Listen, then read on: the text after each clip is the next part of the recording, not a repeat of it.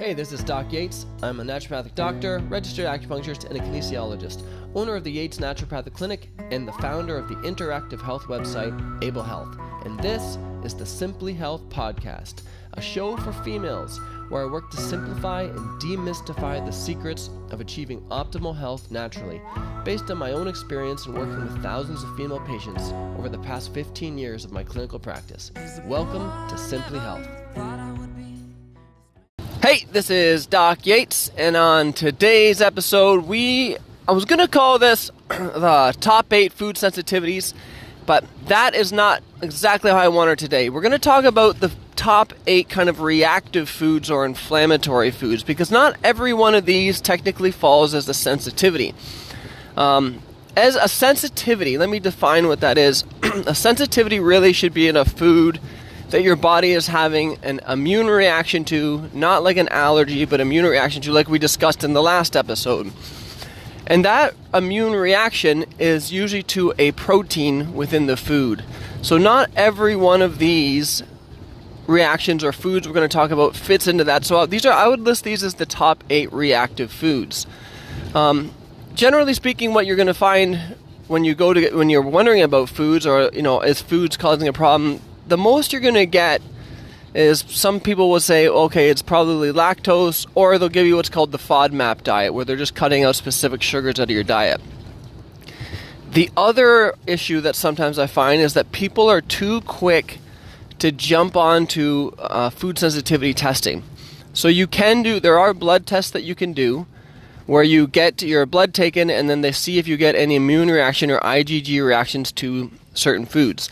And while in very specific cases, this can be helpful, if you really want kind of, what my opinion, the gold standard for figuring out problematic foods, it's going to be an elimination diet, which means you cut out the most common problematic foods, you leave them out for a period of time, see how your body responds, and then there's a process to reintroduce them one at a time to see if it's causing or triggering any reaction. So, exceptions to that rule: people that are very thin and have lost a lot of weight, and I don't want them to lose weight, I'll do a food sensitivity test. And kids, for the same purpose. Like kids that are small, very picky, and I don't want to risk them not eating the new foods that we're trying to get them to incorporate. So in those situations, a food sensitivity test would be a good starting point. But otherwise, whenever I have the option, I always start with an elimination diet if someone is willing to give that a go, because in my opinion, the response and what you'll learn from that will be much better. There's so many times where you do a food sensitivity test, and you always see like these, it's like the exact same foods come up all the time, and then when you test it, those people don't seem to have any reactions to half of them. Like there's a lot of false positives. So the accuracy is a long ways from being 100%, let's just say that. So let's go through the list. And let's go through it. We'll do a countdown today instead of a count up. So, number 8, and this is a perfect example of a food that I consider to be really healthy, but unfortunately you do see a lot of food reactions to it, is eggs. So, eggs is something, and more specifically, the egg white. And that's, again, because it would be a reaction to the protein, egg whites definitely fits on that top 8 list. Now, it's the top 4 I definitely see a lot more consistently, but eggs is something that comes up enough that it definitely makes the cut. Number 7 is soy. And one of the things that you will learn as we go through this list is that generally speaking, the more modified the food, the more likely it's going to come up. Like I do see clients who, if they're eating a lot of processed soy, can really set things off, but yet if they eat some sort of organic fermented soy, it doesn't seem to bother them the same. So the more processed the food, or foods that are more will be kind of labeled as GMO, you will typically see a lot more reactions to those, which fits the line perfectly with the next one that we're going to talk about is corn. So corn and corn sugars are literally in almost every processed food, at least where we are here in Canada. I'm sure in the States, I'm not sure about how things are set up in Europe, but it's in everything because it's so cheap, it's so readily available. It's been modified quite a bit so they can handle the different pesticides and the way they produce crops. And I see a lot of reactions to that one. And that's kind of a problem because a lot of times people, when they switch off to like a gluten-free diet, and they're like, well, I'm sensitive to gluten, and then they switch off, and yet they're still having all these same reactions because they end up eating a lot more corn because corn is gluten-free, and they add a lot more of that into their diet, and then they're getting these other issues. So number 6, definitely corn. Number 5, I'm going to group is nightshades, even though I honestly don't like grouping foods. So the nightshade category includes tomatoes, peppers, eggplant, potatoes. So let's go through some important points with this. Just because you're sensitive to one of them doesn't mean that you're going to be sensitive to all of them. And I that's the reason I don't like grouping foods when it comes to food reactions. So it's very commonly that one of those will be reactive in a lot of cases. So let's say it was a digestive issue, I'd be worried about tomatoes. Let's say it was an arthritic or pain issue or headaches, I'd be more worried about peppers. And this is just based on what I've seen in a lot, working on this for like 15 years with a lot of clients. So you start by eliminating all of them, and then you gradually put them back in. Potatoes is in that group. I never see reactions to potatoes, really. Not sweet potatoes, those are a different family, but white potatoes, nightshade, never really see reactions to them in that way. So just food for thought, that just because there's a certain aspect of a food doesn't mean that you necessarily need to eliminate all the foods forever in that category. So that's why the best thing, like I said, elimination diet, cut them out one at a time, put them back in. Don't want to mess you up with that. Cut them all out for a period of time and then put them back in one at a time and see if you get a reaction. Okay, number 4 is wheat. And it's not always gluten. There's a lot of times that I've found clients where, other gluten-containing foods like rye or barley, they can have those and they don't see reactions. And this is a big issue too, because a lot of times people get testing for celiac and they're like, oh, I had celiac testing and it was negative, so therefore it's not wheat. Rule that out. And no, that does not rule out wheat. The only way you're going to really rule out wheat is to cut out wheat, period of time, see how you do, put it back in, doesn't make things get worse. A really interesting factor about this too is that I have had a lot of clients who are quite sensitive to wheat. It gives them a lot of distress and symptoms, but then when they go to Europe and they eat it, they're fine. And then they come back here and they eat it and they feel awful. So again, there's a different way that it's either that we're processing it or we're using different varieties of. I've heard different theories about dwarf wheat and the way that it's processing it and not fermented. But either way, here in North America, wheat is top 4 without question. So again, not always gluten per se. So you can remove all the gluten-containing grains initially, but when you're reintroducing, pay special attention to wheat. Number 3, dairy. And again, I'm not one of those naturopaths where I'm like, oh, wheat's the devil, dairy is the devil, therefore no one should ever have it. I find a lot of people do fine with these foods and have no problems whatsoever.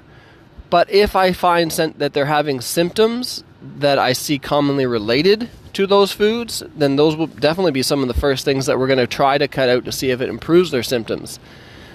And dairy is not, when we're dealing with this type of reaction, like a more of an inflammatory reaction, we're not talking just about lactose. So lactose or a lactose intolerance is the inability to break down a specific type of sugar with the enzyme lactase in your body. So if you can't break down lactose as a sugar, that's specifically digestive issues. It's usually a lot easier to track than a sensitivity. It's like, oh, I drank a bunch of milk or I had some ice cream and that really set me off, but when I have yogurt, it doesn't really bother me. That doesn't matter for a sensitivity. If you're dealing with that, it's a lactose issue. So the best way when you're trying to figure out dairy is that you remove the dairy, symptoms go away.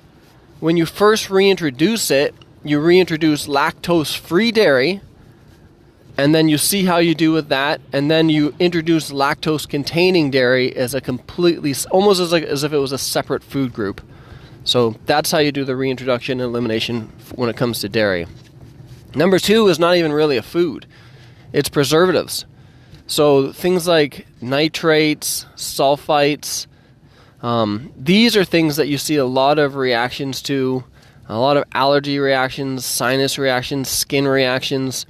So, and those are things, like I said, it's not a food. So you should be quick to eliminate that and see how much better you do without having that in your diet. And that's not even something where I would say, oh, let's just pull it out. Like, pull that out long term. These are not things that are meant to be in your diet. And finally, the biggest one of all, white sugar. White sugar, and again, not necessarily always a sensitivity, but definitely an inflammatory food is white sugar. And so a lot of times I say, okay, sugar has to come out, and you just see their eyes light up, and they're like, oh man, like, you mean no more fruit, no more dates, no more honey? And no, those are not the issue. It's specifically cane sugar. So again, whether it's the processing, the excess use of it, the way that it was grown or modified, pull that one out. I have seen cases of people booked for knee replacements. Like, it's already booked. They pull sugar out of their diet and their knee feels fine. And as long as they leave sugar out of their diet, they don't have knee issues, or they don't have headaches, or they don't have, they're not waking up chronically painful and stiff all over. So let's go through these all, just as a summary. So eggs, number 8. Number 7 is soy. Number 6, corn. Number 5, nightshades, especially more specifically peppers and tomatoes. Number 4, wheat. Number 3, dairy. Number 2, preservatives. Number 1, sugar. Those are by far the top 8 most common food sensitivities that I see. Now, is that all of them? No.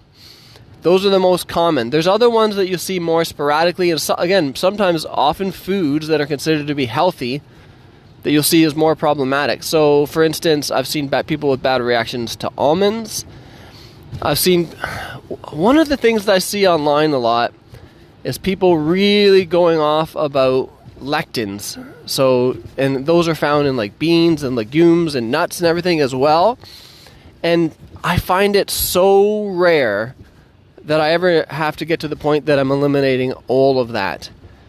It's really rare. So when you're doing an elimination diet, the diet that I put someone on is usually relative to the severity of the condition. For instance, if someone's got some mild osteoarthritis, chances are these top 8 foods that I listed, you're going to see a big improvement just with that alone. If I'm wondering about it, and it's a really severe case, say it's a severe case of rheumatoid arthritis or lupus or some other really well-progressed autoimmune condition, then in those cases, for me, it warrants, let's start a little bit more restrictive, even though it's harder, but because we want to make sure that things are so bad that we don't miss anything. And that's where you get into diets where they're literally avoiding, well, so much. I guess the perfect example of the most kind of restrictive but pulls everything out would be the AIP diet, the autoimmune paleo diet. That's something you could use as a starting point when it's a really severe case. When it's not as severe as that, focus on these top 8 and you'll see results for that. The other thing too is that I know I said with soy that some people see reactions to it and they can do better if it's fermented and organic. I don't typically find that they have to, like, when someone's doing an elimination diet, I don't go as far as saying, oh, every food and every vegetable you need to eat during this time has to be organic. All the foods that you have to eat, they have to be, all the meats have to be grass-fed, organic, animals that have been, taken care of as indoor pets and fed like specific. No, I don't get into those details. Have I seen people who are reactive or, they can only have grass-fed or they can't have factory-raised? I have seen it. It's extremely rare. Like maybe I've seen that twice where people are that sensitive. where they can have one chicken, they can't have the other chicken. And the reason I don't like to start with that, one, because it's even more restrictive. Two, it's so much more expensive. Like, I don't want people to be limited to the idea of trying an elimination diet to get all the benefits from these other foods with the stress of thinking, you know what, I can't even afford to eat this way. No one's going to be able to maintain that. So I like to, again, focus on the big hitters, and that would be great. And I think that really sums everything up from what I see in practice from an inflammatory food standpoint. So I really hope this was helpful and informative. If you want to learn more, the ablebeta.com website and the way Able Health is set up is that you can put in these conditions. There's about 1,500 recipes and counting. When you put in your health concerns, it will automatically remove all of the foods and recipes that I've seen in practice linked to that. So it custom builds it all for you. So all you have to do is just put in your concerns, eat the recipes and choose from the options, and there's like tons of options, and that will automatically do it for you. And then once you're feeling better, you can start a reintroduction, and it can guide you through the whole thing. So I hope this was helpful. This is Doc Yates signing off. Thanks for tuning in to Simply Health. If you want to learn more about health, check out Able Health. If you want to see some of the other projects that I've been working on in health, business, music, and life, please check out the links below.